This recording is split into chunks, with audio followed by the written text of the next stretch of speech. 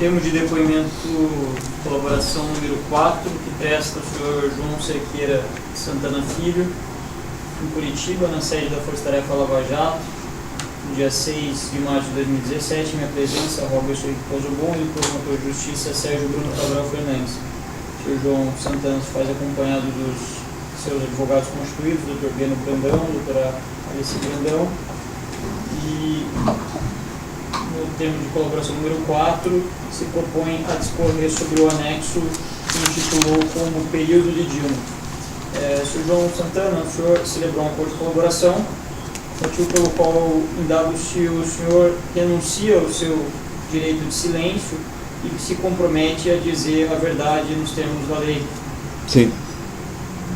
Feito essas ressalvas, assim como as demais constantes no termo desse depoimento, eu peço ao senhor que explique a que se refere no tocante ao período de Dilma, o anexo número 4 que o senhor apresentou no Ministério Público. Tá. O ponto central do relato é uma solução que a presidenta encontrou e me anunciou isso em maio, junho de 2014, num almoço que eu tive eu e ela no Palácio da Alvorada, que eu lhe falei, nós almoçávamos com certa regularidade, eu jantávamos, justamente eu e ela. Não para tratar exatamente só de problema financeiro, ao contrário, eram mais assuntos relacionados à imagem o trabalho que um consultor de imagem faz com o seu cliente. Ela já sabendo da nossa angústia em relação à dívida que permanecia da eleição da campanha de 2010 e preocupada, sinceramente preocupada com o andamento do trabalho e eu acho também com o equilíbrio financeiro e o bem-estar da minha empresa e mim também, ela me disse que não se preocupasse em relação ao que eu aconteceu em 2014, porque ela não ia deixar se repetir os mesmos erros, que ela iria tirar a administração desses pagamentos, dessa forma de contato do Vacari, que aliás era uma pessoa, que eu não sei os motivos, mas a presidente Dilma não tinha uma relação amistosa, de confiança, não sei, eu também não conhecia muito o Vacari, tinha pouquíssimo contato com o Vacari, vi ter contato com o Vacari depois, já aqui em Curitiba, e queria colocar uma pessoa de sua extrema confiança, que depois se revelou que era o ministro Guido Mantega. E que, se tudo corresse como ela imaginava e queria ocorrer, eu iria ter pela primeira vez um pagamento antecipado, que antes de acabar a campanha, eu já teria recebido o pagamento. Obviamente, que era o pagamento não oficial da assessoria. Mônica depois entrou em contato, e ela deve relatar aos senhores, com o Guido Mantega, algumas vezes, para viabilizar esse pagamento. Os detalhes sobre isso, com mais acuidade e segurança da informação, ela passa aos senhores. Mas isso também, no final, não viria, apesar desse empenho direto dela, a presidente, não se confirmou na prática. Tanto que já no início da gravação do horário eleitoral, em agosto, eu falei para ela, diga, presidente, não se cumpriu nada, nem o pagamento da dívida de 2010 até agora, nem o que a senhora havia prometido. Até agora, o Guido não deu nenhuma solução. Mônica pode conversar melhor com a senhora. E acho que aí Mônica conversou com ela sobre isso e Mônica pode relatar dela. Ela se mostrou extremamente irritada com isso, dizendo, não é possível, porque, etc., vamos ver, tem que resolver. E isso perdurou tanto que no final da campanha ficou uma dívida que eu acho que foi algo em termos de 20 milhões de reais que nós nunca recebemos.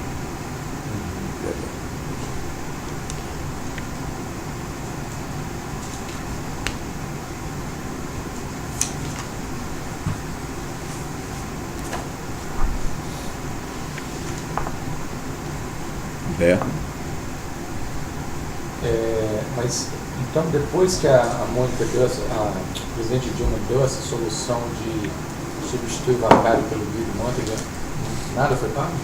Eu acho que sim, foi pago, mas não na forma que ela imaginava que iria ocorrer. Mas a Mônica começou a tratar, então...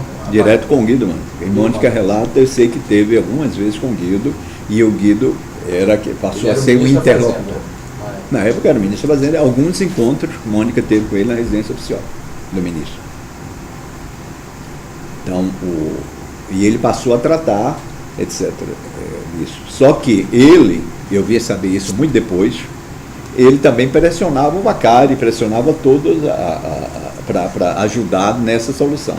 Então, sem que a própria Dilma soubesse, o Vacari ainda, ele usava o Vacari para pressionar também para a dívida de 2010. É aí que foi o Vacari que deu a solução desastrosa do Zibi, que era referente a partir dessa pressão, que o Vacari disse era que... O senhor fala com a Dilma, ela fala que vai botar o Guido pressiona o Vacari. Para relação à dívida, eu acho que o Guido, em relação à dívida de 2010, pode ter deduzido, isso é uma coisa, o Vacari tem que me ajudar a resolver, isso é uma dedução, porque era da alçada dele, ele vai ter que resolver. E aí entra nessa história o Desvio. E depois... E quando o senhor ficou sabendo quem era o Desvio? Ele não sabia nada, ele só ouviu saber em relação ao Desvio, e depois mesmo, Mônica já tinha tido contato com ele, me falou, olha, e Mônica tão pouco conhecia o Desvio, e eu pouco, que disse que era um coreano.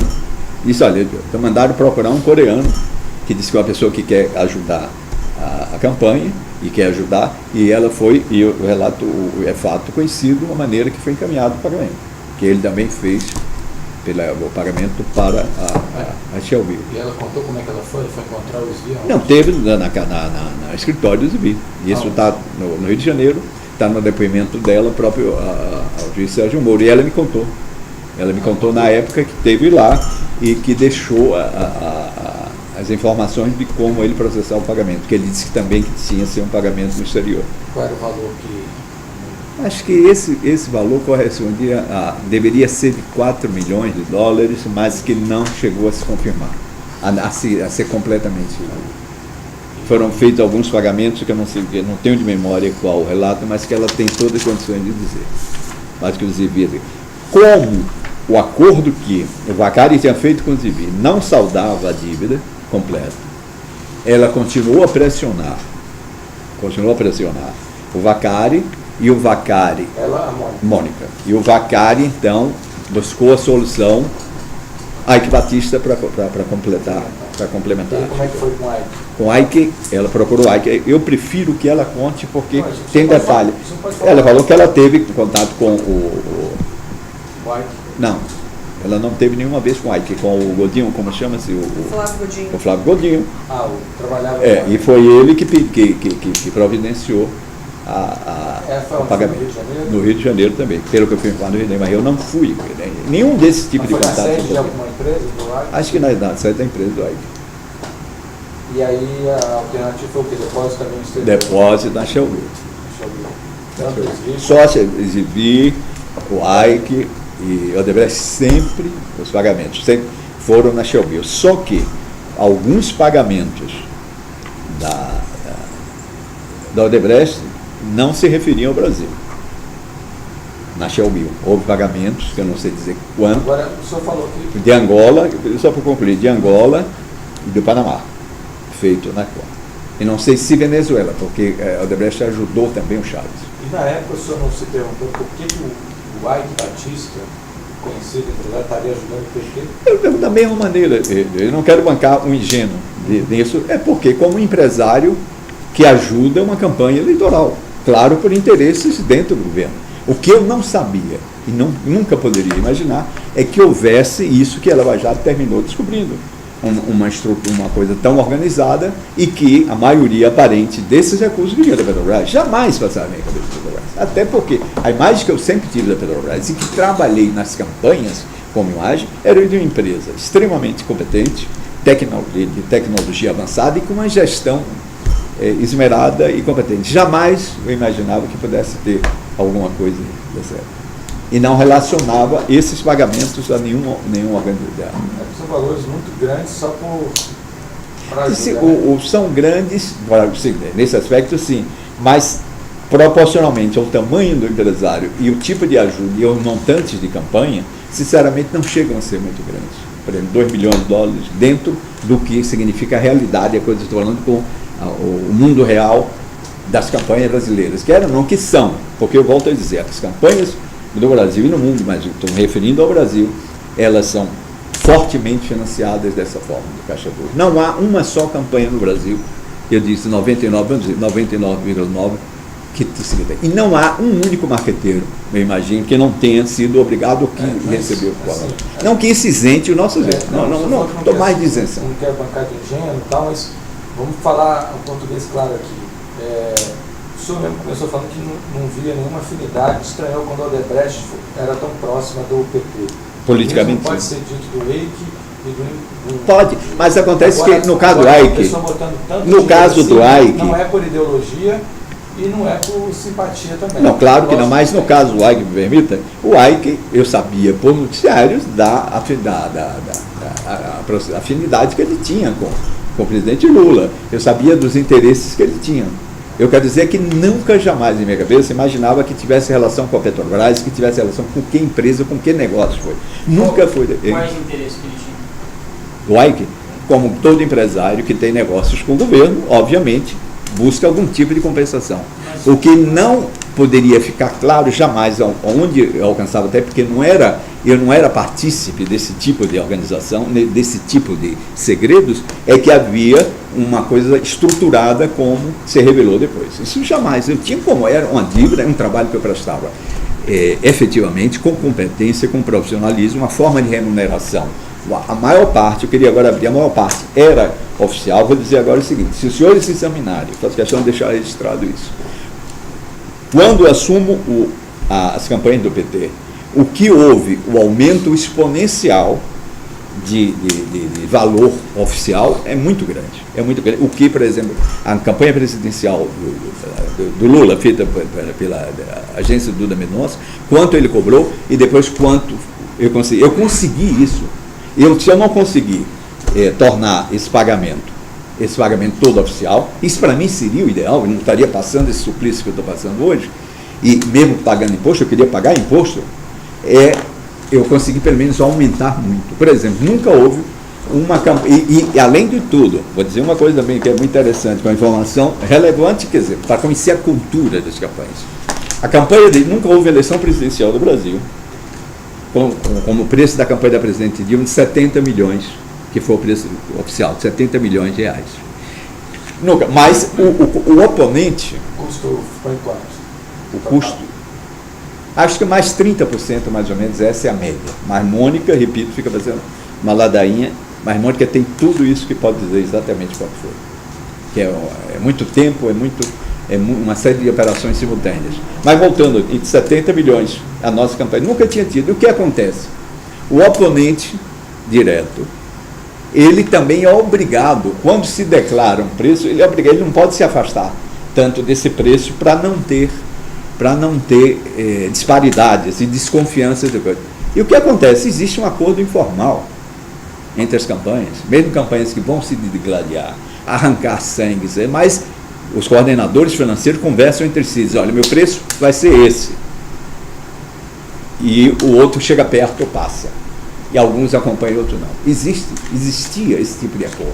Não só entre essas campanhas, como entre campanhas de governadores, como campanhas de prefeito, os coordenadores financeiros, os tesoureiros de campanha conversavam entre si.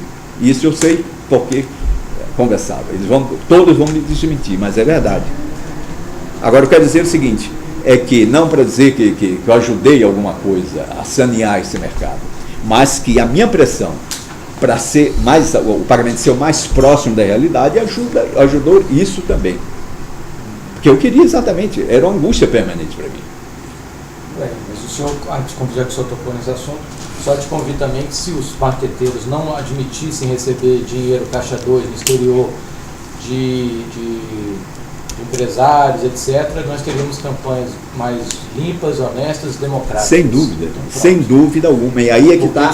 Aí a democracia, a financiamento de campanha Caixa 2 torna a competição desigual, principalmente quando é reeleição e o candidato já está no poder. O senhor falou duas coisas, eu vou começar pelo. Torna desigual, mas essa que chama de violar a democracia, todos violam, todos. Pequenos e grandes, cada um à sua maneira. E se associam para violar.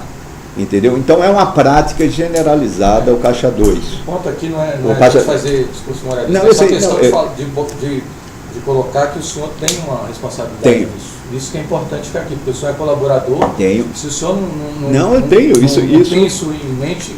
Não, eu tenho, e um dos motivos... Porque é bem claro que o senhor tem que ter essa consciência, que o senhor praticou uma ilicitude e faz parte de uma engrenagem muito nociva. Sem dúvida alguma. Sem dúvida alguma, e me arrependo profundamente. Inclusive pelo sofrimento pessoal, o sofrimento político, moral, familiar e empresarial que eu estou sofrendo. Isso sem dúvida. Eu não me isento disso. O senhor tem toda a razão nesse aspecto. Se permite, o que o João estava querendo explicar para o doutor, essa questão dos partidos se associarem, que isso é importante, isso que ele começou a explicar. Isso eu acho que é daquele assunto que depois a gente faz no final, ele está nos explicando hoje, e isso é absolutamente relevante. Tá, vamos tratar disso depois para dar sequência aqui, depois a gente volta nisso, tá? O próximo ponto aqui, dentro ainda desse anexo, o senhor falou do não cumprimento não funcionou 100% a entrada do Guido Mantega, não resolveu o problema. E o senhor tem um outro tópico aqui dentro desse anexo ainda, que é o alerta sobre o Marcelo. Certo. O que o senhor pode falar para a gente sobre isso? Isso é mais ou menos quando é que começa exatamente, se o senhor me permite, se o senhor sabe, a investigação da Lava Jato? 17 de março de 2014. 2014. Isso em outubro, novembro de 2014. As investigações avançam. A presidente Dilma, num almoço também, comigo, um jantar, no Palácio do Alvorada, ela me diz que há rumores de que Marcelo Odebrecht estava começando a mandar recados indiretos de que os pagamentos, havia feito pagamentos irregulares para a campanha dela, esses recados eram por meio de intermediários, por meio da imprensa? Não, ela não me disse exatamente a forma, mas eu imagino que era de várias maneiras, que ele poderia ter chegado. Alguns momentos eu acho que ele falou com Guido Mantega, alguns momentos ele falava para políticos. Ele falava querendo que ela tomasse claramente que ela tomasse uma forma de atitude contra a Lava Jato, porque ia chegar nela. Era essa a conversa, vamos falar o que é.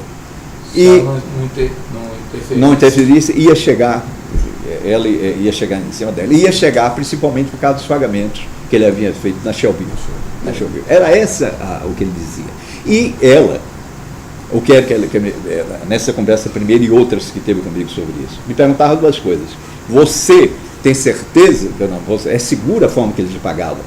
É fácil de ele chegar e isso ser descoberto? Eu dizia geralmente que não. Eu dizia, olha, são contas que não são do meu nome, são contas e depois ele também, e ela dizia, e ele também. Só uma coisa, quando ela perguntou isso sobre a segurança, você explicou, são contas que não são no meu nome. Certo. E mais que isso, porque sempre ela dizia, eu não vou interferir de maneira alguma, eu não sou maluca, porque não tenho controle sobre isso, nem quero ter. Agora, ela também queria ter uma certa segurança, como é normal, qualquer político, qualquer pessoa, se era muito indescoberto. E o que eu disse para ela é que as contas não eram meu nome, era em coisa. Lembrei, e ela própria lembrou, de que havia pagamentos de outras campanhas de exterior que a Odebrecht tinha feito, como Angola, como Panamá, como El Salvador, como Venezuela, que ela sabia que ela sabia. Então, aí o senhor falou isso no intuito de acalmá-la, né? De acalmar. Mas que em todo momento, essa é a primeira conversa. Depois, que Mônica vai falar melhor, a coisa começa existe no final de novembro, essa conversa minha com ela foi no início de novembro, outubro, no final de outubro. A coisa começa a ganhar proporção e parece que os rumores e os recados que Marcelo Odebrecht mandava, depois eu vou chegar numa coisa diretamente a algum mais detalhes sobre isso. Ela, acho que foi depois, hoje lendo o noticiário, porque eu vou juntando peças desse quebra-cabeça a partir do que se revela hoje. Que Marcelo Odebrecht, eu li há pouco tempo, que na colaboração dele, onde foi, ele disse que encontrou no México com ela. Deve ser, se checar as datas, pode ser que nessa conversa com o México, ele tenha dito que minha conta estava contaminada, etc, etc. E que ela torna a chamar a Mônica. Aí já foi diretamente para a Mônica, a gente estava em Nova York. E chama para uma conversa. Estava quando? Em novembro de 2014. Até porque essa viagem de Mônica foi ida e volta, praticamente no mesmo dia, quase no mesmo dia. Os senhores estavam lá de férias? De férias, às vezes quando eu em Nova York, porque de férias e de pesquisa que eu sempre faço. Aí o que aconteceu? E que Mônica vai contar detalhadamente melhor. Mônica compra a passagem, vai de Nova York para Brasília. Só para ter uma conversa com a presidente. O senhor estava com a Mônica em Nova York, de férias, e aí, o que aconteceu? Edinho, pelo que eu me lembro, Mônica conta melhor, o Edinho Silva ou Gilles, acho que o Edinho ligou, olha, a presidente, foi Gilles, a presidência precisa falar... Gilles Azevedo, que era quem? O Gilles era assessor do pessoal da presidenta e depois ficou como secretário da presidência. Geral da presidência. Sim, aí o Gilles... Ele disse, olha, precisa você vir aqui, não sei a forma que ele falou, que era por telefone, mas era claramente, ficou claro para a Mônica e para mim, depois do relato de Mônica, que o telefonema foi para ela, que era isso, que ela teria que vir aqui para conversar. Me parecia, a impressão que a gente tinha é que tinha alguma grande novidade. Urgência e uma grande novidade, tipo, chegaram aí.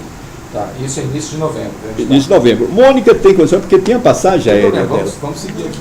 Seguinte. Aí o senhor estava eu fiquei em Nova York. em Nova York. A data, o senhor tinha previsão de ficar quantos dias em Nova York? Não, é uma semana. Eu sempre ia muito, viajava muito. O senhor tinha chegado há quanto tempo em Nova York? Até 3 ou 4 dias, porque eu já estava na pré-campanha, salvo engano, eu já estava na pré-campanha. Novembro Não, mas isso 2012. Ela já estava eleita segundo mandato. Tá. Eu estava na campanha já da República Dominicana. Então, como é muito próximo de Nova York, e a campanha do exterior, diferente do Brasil, ela é muito longa e também não existe programa eleitoral, são comerciais, eu ia muito a Nova York e voltava para lá.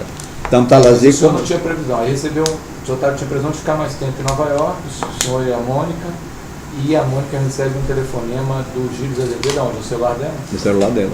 No celular dela, e ele chamando.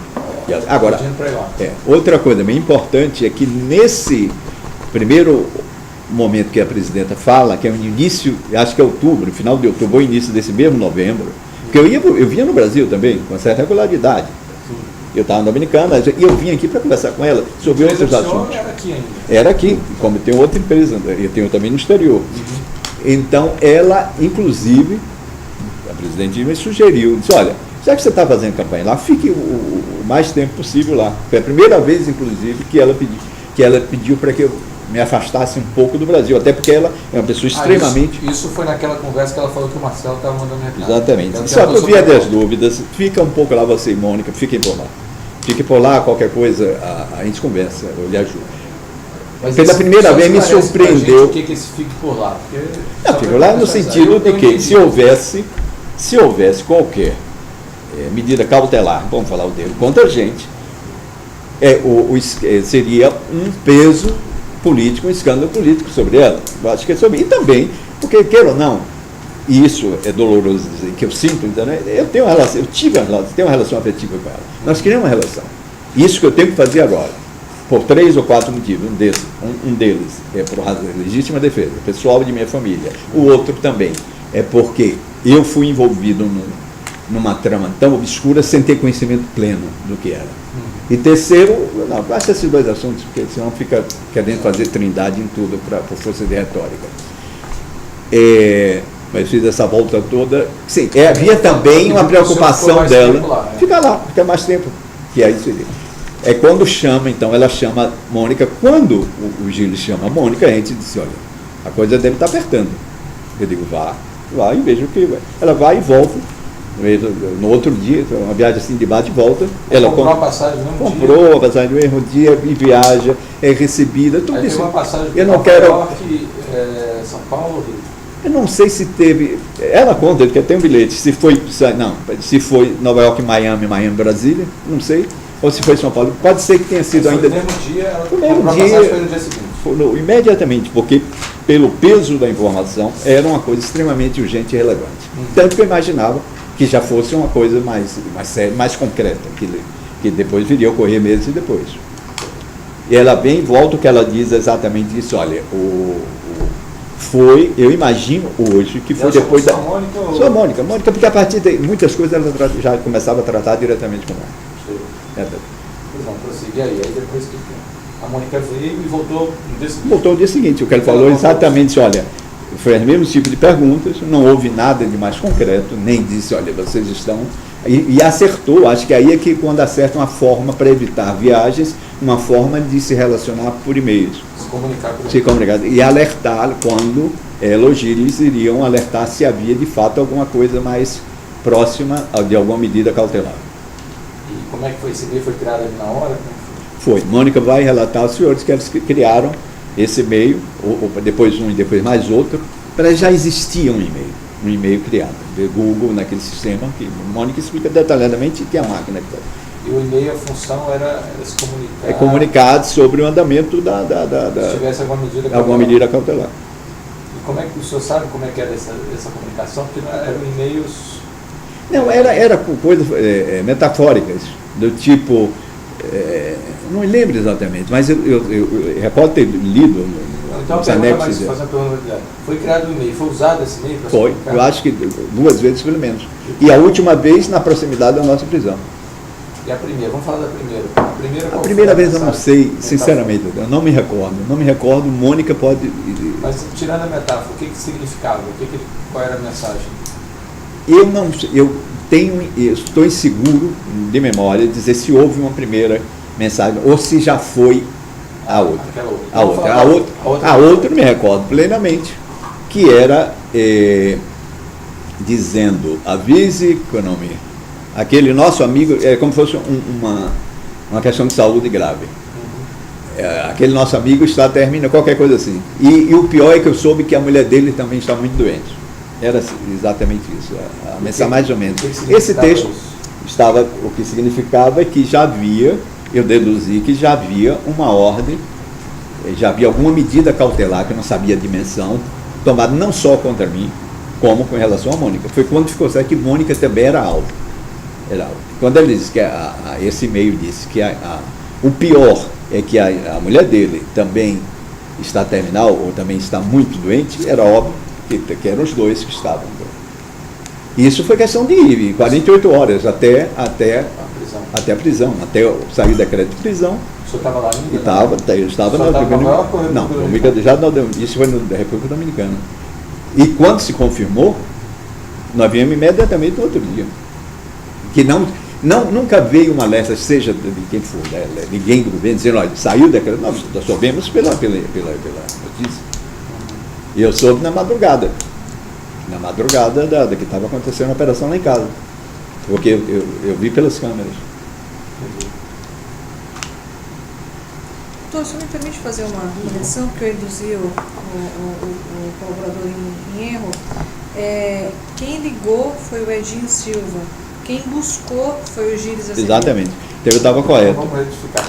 Quem ligou para a Mônica quando o senhor e ela lá na Nova York foi o Edinho, que era o ministro da Comunicação. E foi o tesoureiro da campanha. Era ministro de Comunicação. E foi tesoureiro da campanha. Tá. E aí o Gilles é que foi. Quando a Mônica chegou no aeroporto, ele foi pegado. Foi pegado no aeroporto. E que levou no palácio, ele se reuniu com o presidente e depois voltou. A Mônica voltou no mesmo dia. Foi uma viagem assim de. Entendi. Aí ele levou ela para o aeroporto e ela voltou. Ela voltou no mesmo dia. Chegou, acho, de manhã, que esse voo chegou no meio de manhã, teve um encontro no dia e voltou à noite. E chegou em Nova York no outro dia de manhã. Salvo engano, é questão de horas de diferença. Mas o percurso é esse.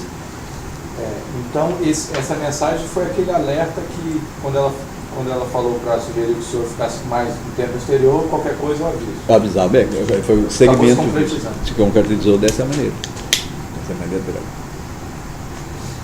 Então foi o Gilles que pegou só no aeroporto. E lá a Mônica falou uma coisa, que quem participou mais dessa conversa foi não, o acho que só ela e o Gilles. E eu acho que não sei se o Gilles ficou para a conversa, porque normalmente o Gilles não ficava, pelo menos nas conversas minhas que eu tinha, com ela e o Gilles não ficava ninguém, daí eu tinha sempre conversa com a pessoa. Até porque envolvia muita coisa de estratégia. Não era que era negócio, eu nunca tratava de negócio com ela. Raramente, salvo uma outra circunstância já revelada aqui, em relação à campanha.